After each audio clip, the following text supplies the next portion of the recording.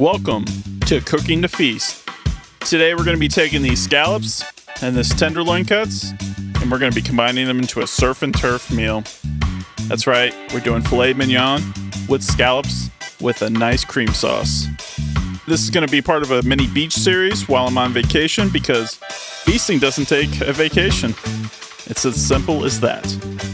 So let's get into it. Let's take a look at the ingredients here.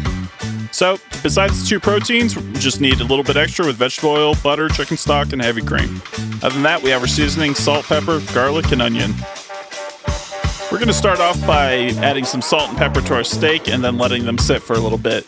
The goal is to get some of the salt to absorb into the meat, so probably 20 minutes before you're actually ready to put these on the heat. Make sure you get them seasoned up and let them sit and absorb into the steak.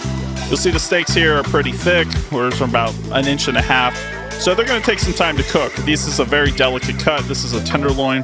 So we don't want to rush this and dry out the meat because there's not very much fat. So you see our pan's heated. It's a mice and saute pan from the water beating, and it's ready to add our oil to it. I'm using stainless steel today because it was light and easy to carry with me on vacation, but cast iron will work great too and give you a good crust on your steak. Once your pan has its oil put in it, you're going to want to immediately take your steaks and then place them into the pan. You'll want to press it down firmly onto it. I didn't this time. I forgot. But you're going to want to, and you'll see in a second why with the crust formation. So forgive me again. I am on vacation during this time, so I wasn't paying attention all the way. But what you're going to want to do is sear these for 2 minutes per side to get them started. Don't mess with them, don't move them. You want good adhesion to the pan, and this is going to cause it to get a nice crust formed on the outside. So after 2 minutes, give them a flip, and hopefully you'll also look a little bit something like this. Notice the sear marks on the outside on it. If you're using cast iron, you'll probably have even more dramatic effects. And this is what we're looking for, but as you can see, there's spots on there that don't quite have the same crust, and that's where the steak wasn't pressed down completely. So learn from me. That's what we're doing. We're learning to feast here, everyone. So you're going to cook it another 2 minutes, and these steaks are nowhere near done at this point. But since this is a very lean cut, we're going to add some butter to the pan. And now take a look at this. If you're unfamiliar, this isn't my technique or anything, but you're going to want to baste these. You're going to want to add that fat back on top of them and just baste them in some butter. So why are we doing this? Besides to add some great butter flavor, but we're trying to keep them from drying out. So we don't want these to get overcooked, and we don't want them to get, hard and rubbery, which meat like this can do if you cook it wrong. So adding this extra fat into it is going to help it into the next processes, which we're going to bake them at 400 degrees until they come out to the perfect doneness.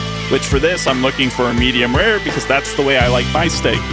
You're going to cook yours to the way you like your steak. And this is the other reason I suggest maybe stainless steel or cast iron, because as soon as you're done on the stovetop, you're going to put this right into the oven. And these pans do great with this effect. So while it's in the oven cooking, we're going to take a look at our scallops here.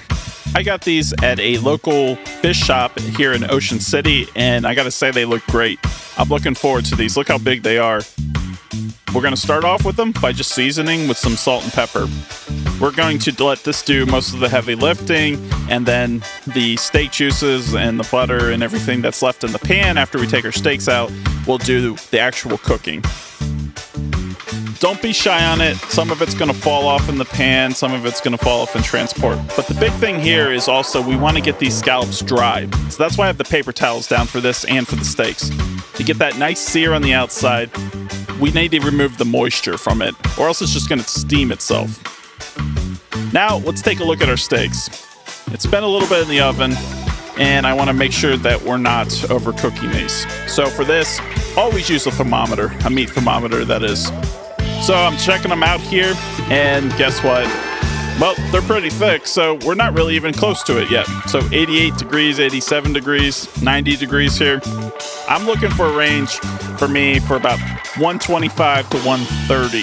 So the residual heat of it resting doesn't take it over where I want it at that medium rare point. So now we're going to test it again and take a look at them.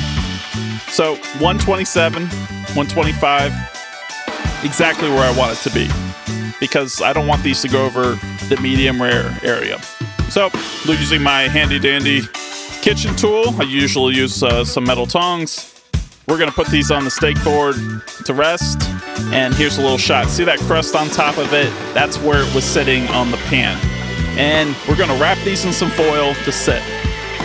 It's only gonna sit a little bit because now we're moving on to scallops. Scallops themselves, you wanna cook them hot and fast. These will take about 2 minutes per side, and you don't want to do any more than that or they'll dry out. So place your scallops directly into the pan that we've been using, and we're going to pick up some of that great flavor that was already in the pan. Once you have them all set up in there, you don't need to do anything until we flip them. So 2 minutes is all you're going to need. And I would suggest what I do is set a timer because I'm not good at estimating things like this. And believe me, these need to be exact, or your scallops are going to be wasted and they're expensive. So after 2 minutes, get to flipping. Flip these over and take a look at what we're already starting to see on this. You're starting to see that great crust. We're picking up some of the residuals in the pan already, and they smell great. I mean, that butter coming together with the seafood smell and the steak. Surf and turf is one of the best things I can think of. So just like with the steak, we're gonna add some butter to this, and then we're gonna baste it again. So get your spoon back out, and then once your butter starts melting down just a little bit, and again, this is the next 2 minutes, so work fast. Tilt your pan, and let's start basting that butter right on top of our scallops. Hopefully you have your timer set, and you're probably at a minute now. So we're trying to get it on there, get that flavor on it, so that these scallops are the perfect accompaniment to our steak. So now, after you've basted them down, you probably still got about another 30 seconds or so to let them just sit there and finish up.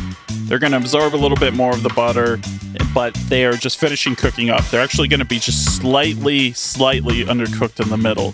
But the residual heat of once you take them off and put them on the cutting board to relax here, this is going to finish cooking them just like we did with the steak. So we don't want these overcooked or they'll become rubbery again, all that kind of stuff. But the side of a good scallop here is that crust on top. Again, stainless steel and cast iron are going to give you an amazing result. So take a look. If you don't have one, you might think about investing in one. And look, these are plenty hot. And so for the next little bit, we're just going to let these sit here and rest. They're going to keep their heat for quite a bit. The steak is hooded under the aluminum foil, so it's staying warm. But we want to create a little bit of sauce just to set this over the top. I'm talking about feasting here, people. So in our same pan, we're just going to add our chicken stock, and we're going to use this to deglaze. So you get the big puff of steam just to start it out. But all that stuff you thought that was just stuck onto the pan, well, now we're just going to scrape it on off. That's the great part about this, using stainless steel. I can put my spoon right in there and get all those little bits and pieces off. It's not burnt on. It's just reduced and condensed flavoring. So then we're going to add our heavy cream to this after we cook it down for about, about a minute or so. And as you can see, my pan is really hot, so I'm just going to take it off for just a second, just so I don't bubble over.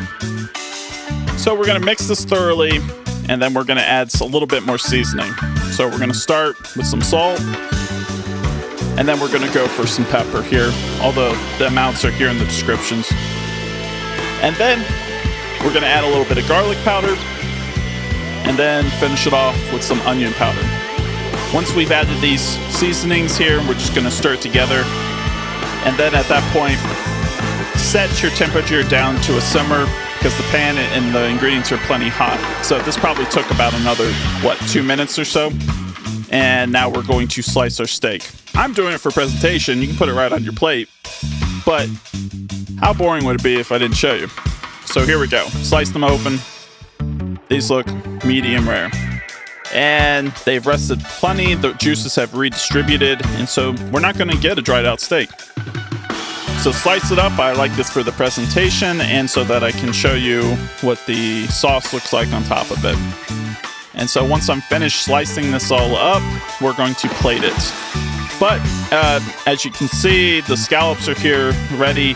Everything should still be warm and ready to go. That looks great.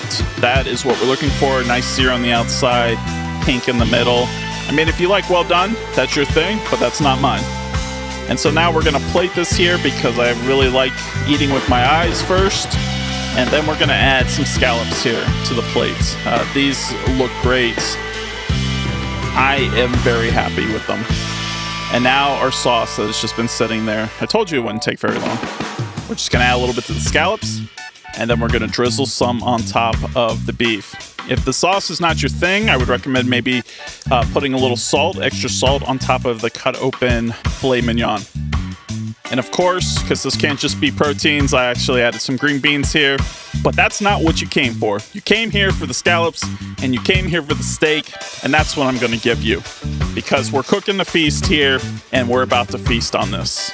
The scallops are the shining star, and that beef tenderloin is an amazing flavor. I hope you all enjoyed this recipe today, and this is my backdrop tonight. This is how I'm feasting. So, thank you again, and this is Cooking to Feast. Please subscribe to my channel for more.